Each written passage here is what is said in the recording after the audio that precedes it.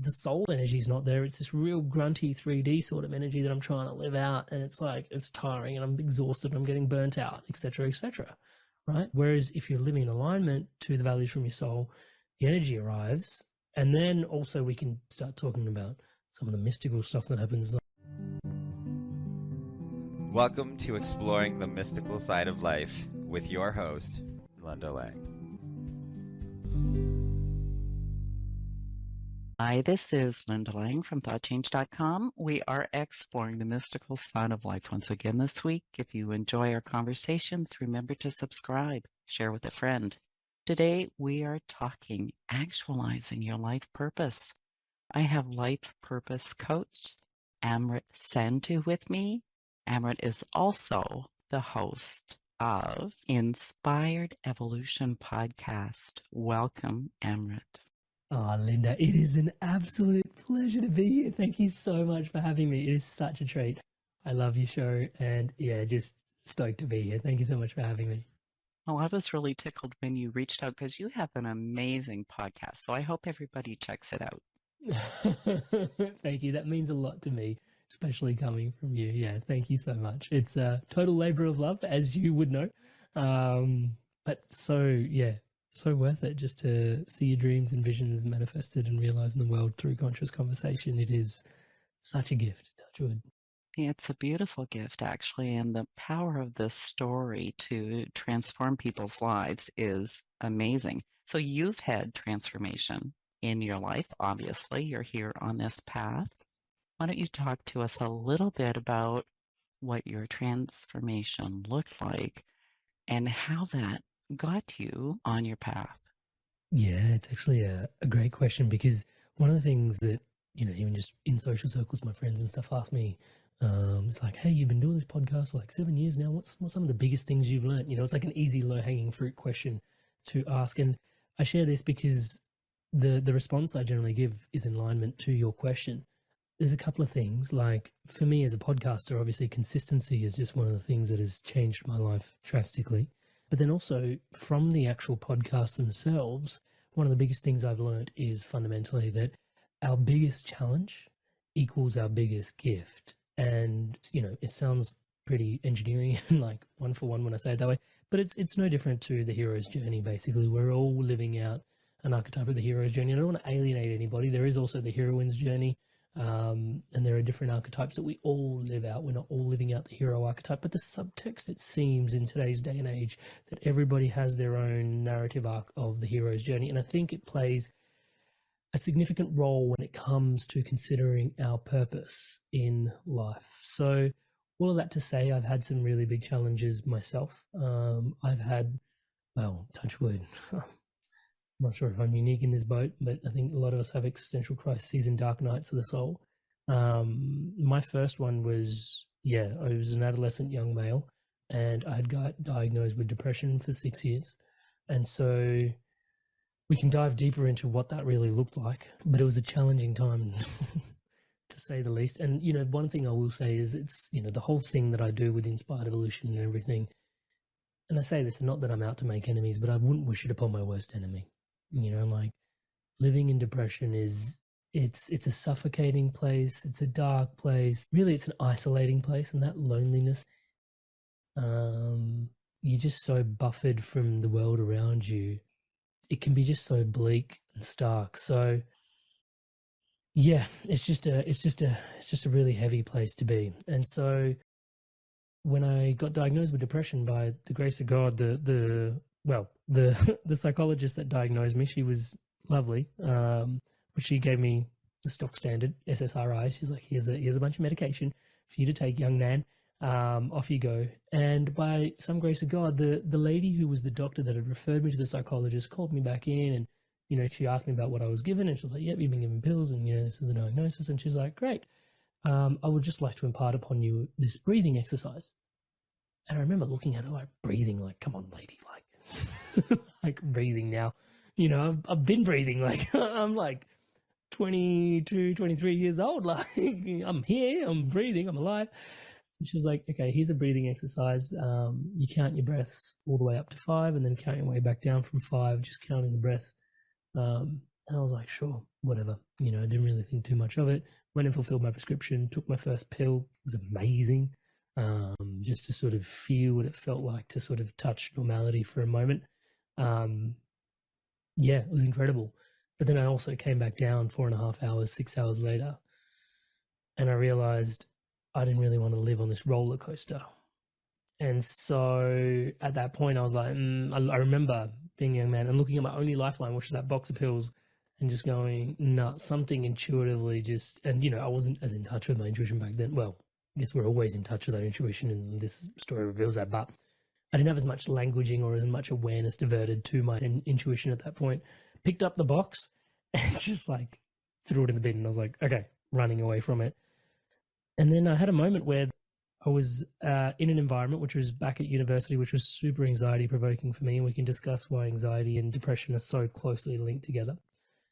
And I basically just found myself in a moment pulling out my phone, and on the back of my phone in the case, I'd actually tucked the breathing exercise once again by some divine intervention, grace of God. And I just started applying the breathing exercise when I was feeling the walls closing in. And I just went 1, 2, 3, 4, 5. And with each breath, the walls just started to like breathe back out. And I was just, oh my God, space. Like and I didn't have languaging around it, but I was just feeling it, and I was, whoa. And so I just kept going.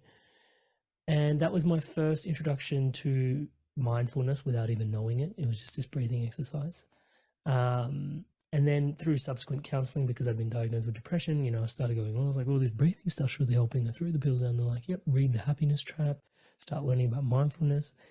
And then mindfulness was this amazing journey that I went on for a couple of months, and it quickly tumbled into meditation, just because being Indian by nature, my father had been meditating since I could ever remember. And it was like, oh, okay, meditation is this thing. So yeah, and then from there, I share this from stage basically through mindfulness and meditation. Meditation reconstituted my life. So one of the biggest challenges in the dark night of soul I went through was depression, but the sort of jewel that I came back with was meditation and mindfulness.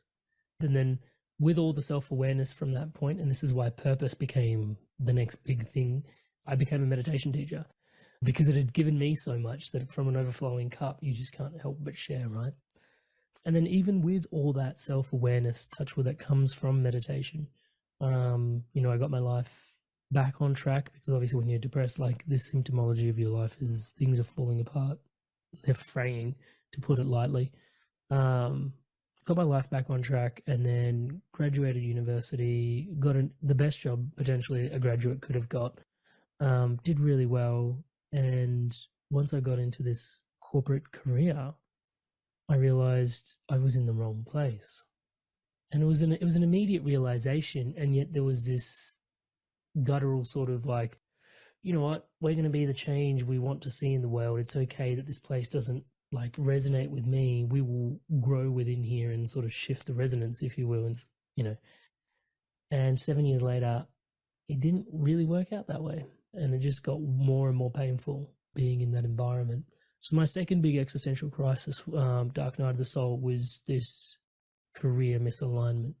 And again, I knew what the quality of depression was like. It wasn't really a depression, but it was depressing because I couldn't express, right? So depression being the opposite of express. I couldn't really express my authentic self into being, I was consistently depressing, suppressing who I really was to fit a mold, to show up in this role.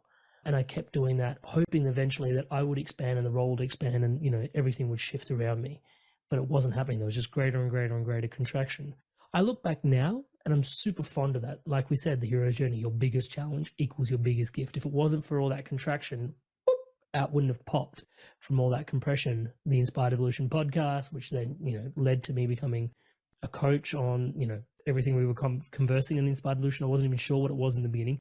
And then people were like, oh no, these are conversations on purpose and I want to have them with you. Will you coach me? And I was like, sure, if there's value in it for you. And then from that led to speaking career and then all of that sort of stuff. So that's been the journey of purpose. And then, that allowed me permission to sort of pop out of the corporate career misalignment and start venturing and foraying into what you see now, which is podcaster, coach, speaker, So that was the journey of the inspired evolution. And yeah, that challenge was existential crisis was, career misalignment. And then the gift of that was, living a life in alignment to my purpose and ultimately my values. That's really where the rubber hits the road. It reminds me of my favorite line in Dan Millman's book, The Life You Were Born to Live.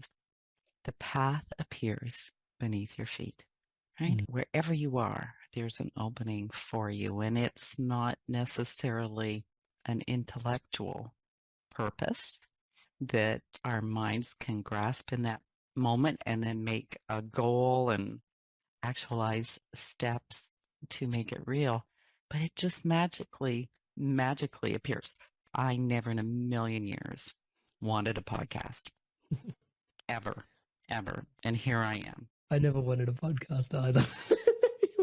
So it's beautiful. It also reminds me a little bit about the Gene Keys and how in that first sequence there is a challenge, right? There's your life challenge, and in that challenge, the highest expression is the gift you receive, right? Well, firstly, I love what you're sharing as well, because I had an existential crisis even as a purpose coach, a milder one than my massive dark nights of soul. But there was this crisis when you're like the purpose coach helping people live a life spiritually aligned, and you realize, even the bits where they're battering around in the dark is exactly them being on purpose too, because that's where they raise the flag of the question. It's like, what's my purpose? And it's like, they're on their path. They're on their purpose at all times, like you just described. And it's just trusting that, okay, I'm a guide, support mechanism for those that are ready to sort of shift and transform. And, here I am. And I'm also meant to be on their path with that humble grace that is just whatever is going on in this crazy, wacky universe that we live in. I should say blessed. And the interesting thing I initially loved about what you're sharing about the genius sequence on the Gene Keys as well. For those that don't know, I highly recommend you go check out the Gene Keys and get your hologenetic profile. But also that they separate your purpose from your life's work. Because I think in common vernacular, and yes, absolutely, there's the challenge and then the radiance that comes from there in your genius. But the journey starts with your life's work and ends up with your purpose. But that was the first opening to really recognize that we all have a purpose for being here, but it doesn't intrinsically have to be wholly and solely our life's work. So the gifts that we are here, the bounty that we are here to receive for ourselves is not, well, it is related to in a very big way, but it is not one for one the bounty that the world will receive as a legacy from us having been here.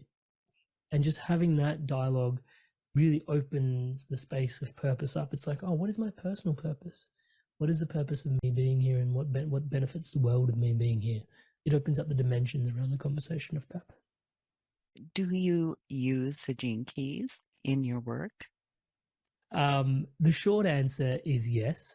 The long answer is actually that each individual that comes to coaching, because it's one-on-one coaching, I really love one-on-one coaching. I just really do, because you get to see and share and experience the complete depths of one another, right? And it's just such a beautiful container. And you can say what you will, but the group coaching containers, like I've conducted them before, people keep parts of themselves hidden. Yes, there are certain parts of them that are revealed only in group settings, but the depths of the inner spring, which is like their own personal stuff, really only shows up in one-on-one. So all of that to say, when we do one-on-one coaching, the tools are bespokely fit to where you're at, given the situation that you're in, right? So there's a whole bunch of stuff rattling around in my bag of tricks, like we were saying before: Gene Keys, Heart Math, Mind Valley, Eckhart Tolle, and then everything that comes from all the people that I've interviewed on the Inspired Evolution podcast as well, and consistently researching and just borderline being obsessed with transformation and growth around purpose and spirituality, in a healthy way, I'd say. So yeah, yes, we do use the Gene Keys, but there's a lot going on in there when we go through our one-on-one journeys. I think that's probably true for most healers too, is that they kind of cherry pick exactly what that person needs, right? So the bigger your toolbox, the more you have to cherry pick. Yeah, and sometimes you don't even cherry pick. It's like sometimes they come with something. Sometimes it's just like what's in the field, and you're like, oh, so we're working this way. Okay, interesting. I wouldn't have personally approached it that way, but this seems to be how we're going to go about it. And then you watch, and then after like, 2 or 3 sessions, it's like, oh, that's exactly why this approach made more sense. Like, this is exactly why this client is better suited to us going through the gene keys for their entire process, right? Or this is why this particular client is more suited for us to like understand their values, really build a whole set of systems around that. Yeah. So each individual finding the journey for them to really unleash their purpose. So there we go, the path appearing beneath the feet once again. Mm-hmm. So what do you tell people who really don't even know what their purpose is, Amrit? Yeah, so the key thing in there, for most people that don't know what their purpose is, we start with a fundamental sort of building block, is that you are the universe looking in on yourself, right? And for most people of a spiritually inclined nature, that is, it's home. It's a comfortable place to sort of rest your head, I am the universe and I'm looking in on myself. And so in there, you start to arrive at a few interesting things if you start to unpack that and meditate and contemplate upon it. The first being that, okay, I am consciousness somehow folded in on itself, looking in on itself. First of all, wow, like what is actually going on here? There's that Einstein quote that comes to mind, which is like, you can live as if everything's banal and like just, or you can live as like everything is a mystery, and you get to choose. But in that space, everything is a mystery and everything is awe-inspiring. So from that point, one of the fundamental tenets you can arrive towards is that even though you can't understand the nature of consciousness through in and throughout, it does point to the fact that why would you be looking in on yourself, right? So there is curiosity baked into the fabric of the reality that we're living in, right? So you are curious. And so if you're curious, what is it that the lens that you are put here curiously looking in on the universe as on in and on yourself, what is that lens? What is driving that? And then therein lies already this conversation around purpose. Like, I'm here for a reason to look in a certain way. What is my looking, what is my observation affording this grand experience that I'm a part of in and of itself? So that's the first sort of starting point. I would say really that most people think of their purpose as something like a vocation, right? I'm here to be a doctor, or I'm here to be a lawyer or whatever. And typically your purpose is nothing really to do with that particular career, but maybe how you do the career. Maybe your purpose is developing compassion, and so then you learn through that career how to do it. I think all of our relationships also spark the potential of advancing us down our purpose. Yeah, I agree. And this circles back to what we were saying about the gene keys and how opening up that space of your life's work is out there, but your purpose for yourself, the innate curiosities that you carry, which, are sacred, sacrosanct, like that is yours, and, and it's invariably we're going to get to this point somewhere, which is like, okay, how do I look in on myself and go, what is the lens of my curiosity? And I kind of have that image in my mind. I don't know if this translates really well, but it's like, how like sometimes they used to show you in kids' cartoons, like what it looks like to look out of the eye of a bee. And there's like all those little hexagonal panes that you're sort of looking out in the universe, and everything's kind of like hexagonally yellow, and you're looking out at the world like this really. And so we all have this innate fundamental curiosity, which is, divine, it's God-given. And so each of those panes that you're looking at can literally just be determined by your values. So each value that you have is like, oh, I've got a value for my highest values of connection, contribution, celebration, right? Those are my top 3 values. Doesn't mean I don't have more values. I definitely do. But my top 3 values are connection, contribution, celebration. Everything I'm here to do, I've discovered through discovering my values, is here to promote more connection, more contribution, more celebration. Right. So we're doing a podcast here today. There's an opportunity to connect with Linda, an opportunity to connect with your awesome tribe, an opportunity to connect with my tribe. They'll be listening to this podcast as well. Right. And people all over the world, like brimming with connection. So it's an absolute yes. And I'm stoked to be here. Right. there's a contribution that's being made. Hopefully there's some value in what I'm sharing, right? I won't get too presumptuous. But there's that element to it as well, right? So tick. And then celebration. Hopefully everybody can live life a little bit richer for having been here and spent their valuable time tuning into this podcast today, right? So this facilitates very much in alignment to my greatest values. So, we were discussing a little bit earlier, even if I show up, a certain way, I'm going to leave this experience energized. And that is one of these really mystical things when we're starting to really find our feet in purpose as well. It's like, oh, I find flow, like time dilates, energy arrives. There's a richness to the experience. It's effortless. And so what is going on there? You're starting to step into flow. And so the flow can be a really good indicator that you found something, and you can peel back and go back to what we were just discussing is like, what of my values are being met here in this experience? And those values actually determine, I wouldn't say determine, they diagnose really what's in alignment to your purpose. So do you think we come in hardwired with those values, that they're actually part of our purpose? It's a great question. And so one of the highest performing podcasts on my channel is the conversation with Dr. Bruce Lipton around epigenetics. And he basically says that you're a completely clean slate and everything just gets tick, tick, tick, tick, tick, flicked on and flicked off based on how your nurture is. The conversation around nature versus nurture, he goes, it's completely nurture. Look, I would like to lean further back into my roots, and being Indian of nature,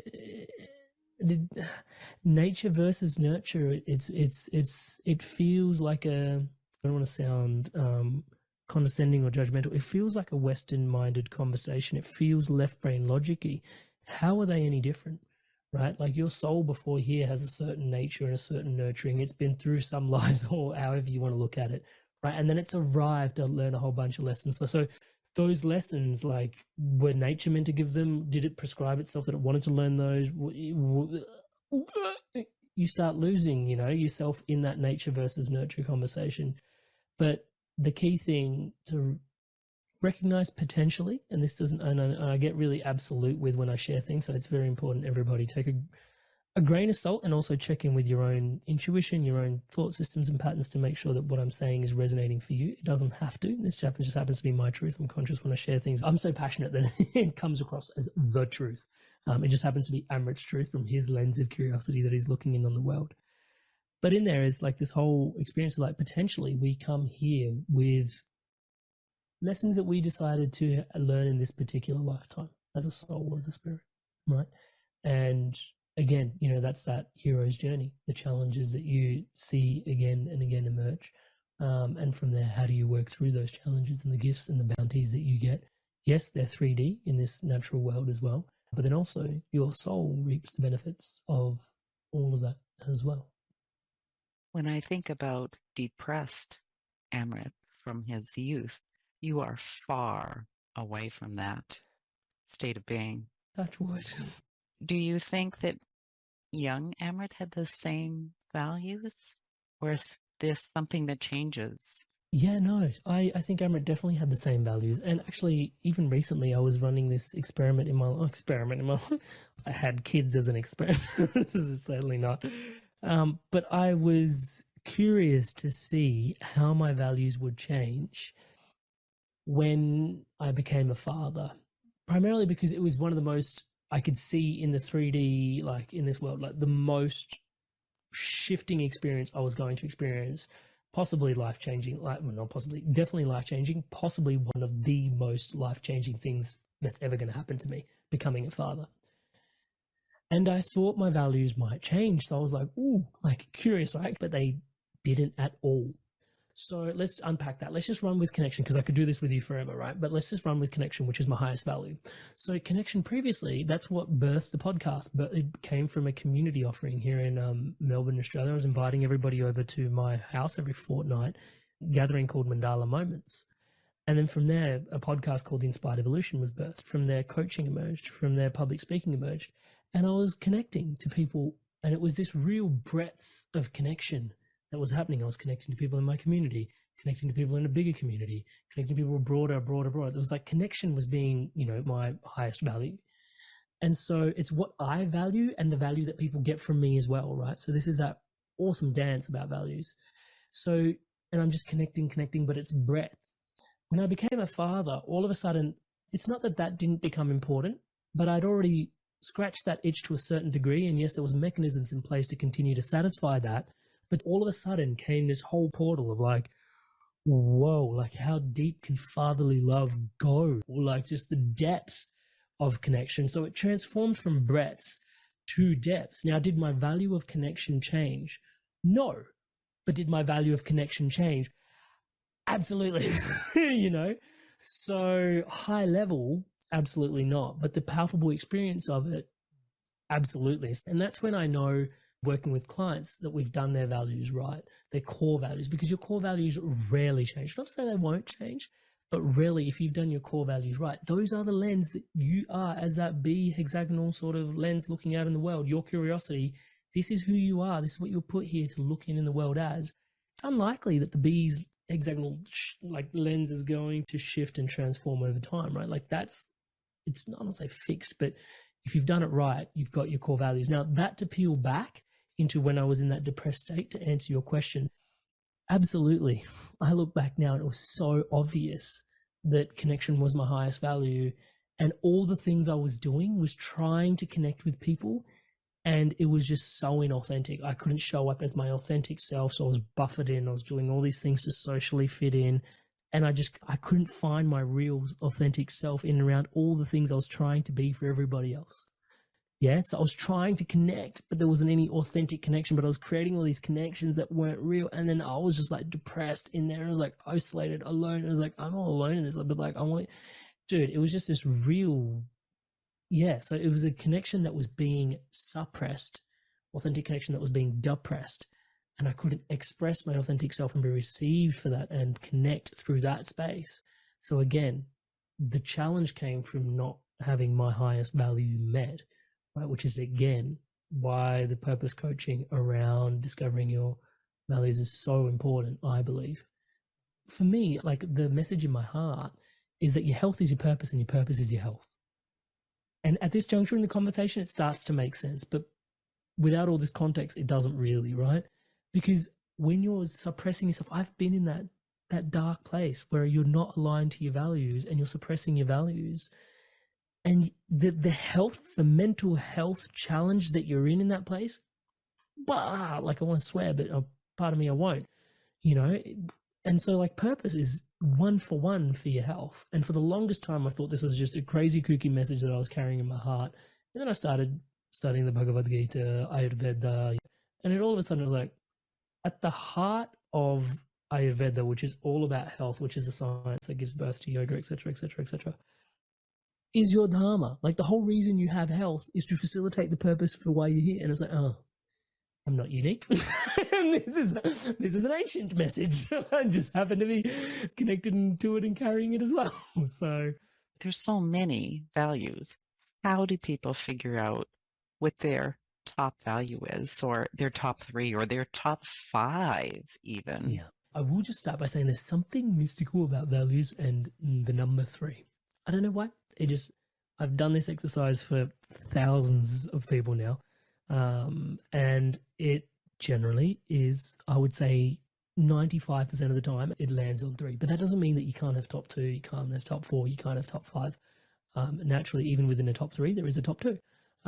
So yeah, how do we actually do it?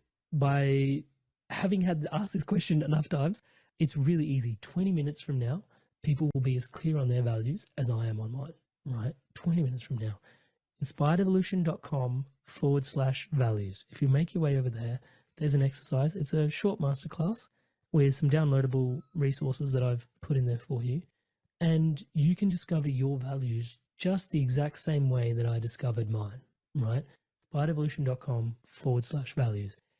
And it literally just takes 20 minutes of your time. Now, the thing that surprises me again and again, and I don't want to sound like the coachy guy, but allow me for a sec, right? I'm a coach.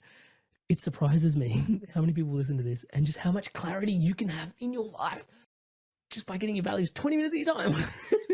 And most people won't go do it. And it's just like, oh, come on. But nonetheless, yeah, there's a whole formula. It's not complicated. It's straightforward. 20 minutes of your time. There's a whole like mastery level in there, which I introduce as well for people to kind of go further. And it's not like a paid program or anything. It's like you discover your values, you get a first pass of them. And generally most people end up with like 7 to 10 of their values. And then I'll get you to order them in what you feel intuitively is right for you. And you have your top 3. But then the extension, the sort of masterclass, the master version of that is to put them in. Most people have a phone now. Put a note in your phone, right? Or put them in your journal, in your notebook, and just walk around with those 7 to 10 values that you've found from this exercise, this 20-minute exercise, and just audit your life regularly for a couple of months. It just takes a couple of months with interactions that you had. Oh, I ran into Bob and Bob and I had a really bad argument. Bob was right. I was right. What happened? Oh, Bob was like operating from a place of integrity. I was operating from a place of connection. We clashed. Honesty is one of my values. At the moment, it sits on top of connection. I think I need to move connection on top of honesty, because when the rubber hits the road, I show up for connection more than I do honesty. And you do that for a couple of months, like 8 weeks, and it'll just be like like rock solid in terms of these are my core values. And it shows up in all the different little interactions where you had arguments, where you had the most joy. It's like I went out to this place and I had the most amazing time. For some people, it's rock climbing. For some people, it's going out for dinner. For some people, it's going out to a nightclub. For some people, it's going for a walk all alone in nature. So it could be anything, right? And you just take a moment to just check your values, and it's like, yeah. Connection or adventure or whatever it is for me really resonates. So that's the added thing if you really want to take it to the nth degree. But 20 minutes from now, you have your first pass on these. And usually what I find, most people, the first time they do the first pass after the 20 minutes, they're pretty bang on. So how can that actually guide us to living our purpose authentically? Yeah, absolutely. So then requires a little bit of courage, right? Just a little bit of courage. So once I knew I was all about connection, contribution, celebration, you look back at my career misalignment, let's take that as an example. Corporate construction manager. So do I get to connect? Do I get to contribute? A little bit. I'm building people homes. Like, that's pretty awesome. So there's contribution being made in there. We can argue that in a whole other rabbit hole that I started to lose meaning in my job when I started to realize that what I was building was a product for overseas investors. And then, I wasn't really building homes. And that's when that one disappeared and I had my full-blown existential crisis. The third one, celebration. There wasn't a lot of celebration in there. So when I take a quick audit, it was like, this doesn't work, right? But when I take a quick audit now with, like, let's say podcasting, do I get to connect? Bing. Do I get to contribute? Bing. Do I get to celebrate? Bing. Like, it's okay. Coaching, same thing. Bing, bing, bing. And same thing with speaking. Bing. Right? And even when people provide me with opportunities, like a few years ago, Mind Valley was trying to set up a coaching program and they're looking for coaches and they said, hey, would you be a coach? And I was like, will I get to connect? Yes. Will I get to contribute? Yes. Will I get to celebrate? Yes. And it's like, it's a yes. And it was like, we didn't figure out prices. We didn't figure out terms of contract. We didn't figure out any of that sort of stuff. I was just an immediate yes. It was like, this lines up with my values. I know I'm meant to do this. I was put here to do stuff like this. Even if you don't pay me, let's be real, I'm going to have the greatest time. It's energizing for me right now in this conversation. As most people can probably tell, I'm quite energized, right? Because I'm living into my values. And so I'm on purpose in this conversation. Right now, podcasting and conversations isn't everybody's purpose, but when you find yours in alignment, you start doing an audit around, hey, does this stack up to my values or does it not? Right? Really quickly, things start to appear in terms of, this is why that feels draining, because it's not my values are from my soul. It's my soul living into my being. Right? And so the soul energy is not there. It's this real grunty 3D sort of energy that I'm trying to live out. And it's like, it's tiring and I'm exhausted. And I'm getting burnt out, et cetera, right? Whereas if you're living in alignment to the values from your soul, the energy arrives. And then also we can start talking about some of the mystical stuff that happens. Like, I still can't believe I got coached by Eckhart Tolle. Like, I'm just me. And then Eckhart Tolle is like these group coaching calls and you're sitting there with Eckhart Tolle and you're like, there's like so few of us here. It's like, I get all this time to ask all my questions of this master. It's just like, how did you, it's like when you're on your path, stuff happens, the energy arises, things flow, touch wood, What I find really fascinating about it is that it's very kind of right brain, right? It's like people don't have to throw the mind out with the baby with the bathwater and try to listen to their heart. They can, first of all, find their values, kind of like a mental process, but I'm not going to say the heart's not involved, right? Your intuition is involved too, but it almost satisfies the mind because it's a process. You've caught me out. So my background is that of an engineer, and we build upon things and we build systems and everything. So my mind definitely works that way, which has been really useful as a coach as well. Because yes, it's all very nice to have all these theories, but then also how does the rubber actually practically hit the road so we can actually create something that actually shifts? This whole life engineer is a moniker that coaching clients like to coin me with.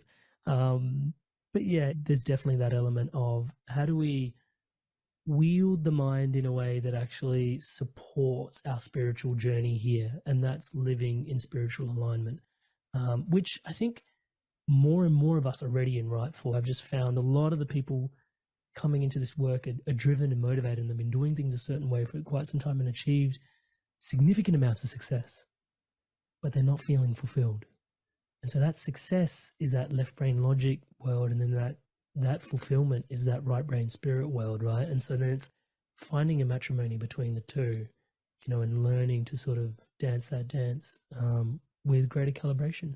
Thank you for the work you do. It is my absolute pleasure. As you can tell from this podcast, it's like, touch wood, I pinch myself every day that there's an opportunity to, live a life in alignment, help people align. It took a while.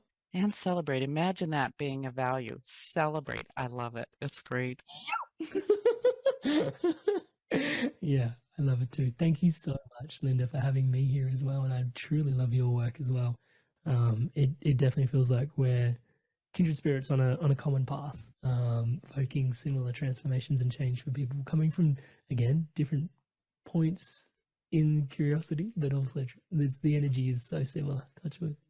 Beautiful, beautiful. Thank you, Amrit. Where can we send people who'd like to know more? Yeah, absolutely. So if you are interested in one-to-one coaching, amrit.coach is the website, www.amrit.coach, really straightforward. And if you want to dive in deeper, but you not really looking for coaching, the podcast, youtube.com/inspired evolution. Every week we publish 2 episodes, not too dissimilar to what you're tuning into here, except I'm the host. It's great fun. I have a great time myself, touch wood. So yeah, the podcast and the website. And thank you for listening to this week's edition of Exploring the Mystical Sound of Life. You will find all of our conversations on YouTube, Apple Podcast, iHeartRadio, all your favorite podcast platforms. Come visit me at thoughtchange.com. Pick up your copy of Learning to Listen. And if you're looking for a little bit more magic in your life, check out my program, Alchemy from the Inside Out. That's it for this week. We'll see you again next time. Bye for now.